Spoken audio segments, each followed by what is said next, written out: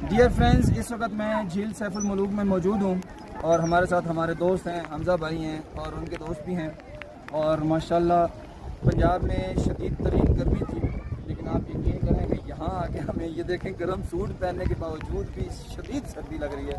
और आप मेरे बैक साइड में देख सकते हैं कि सदियों पुरानी और मशहूर झील है ये, जिसकी बहुत सारी स्टोरीज़ भी जो है ना वो पब्लिक में फेमस हैं। झील सैफुल मुलूक, अल्हम्दुलिल्लाह अल्लाह का शुक्र अदा करता हूँ कि अल्लाह पाक ने मुझे झील सैफुल मुलूक का विज़िट करवाया। और बारिश भी शुरू हो गई है, इसलिए थोड़ी वीडियो शॉर्ट करते हैं। तो आगे बाबू सर टॉप पे भी इंशाल्लाह आप हमारे साथ रहिएगा।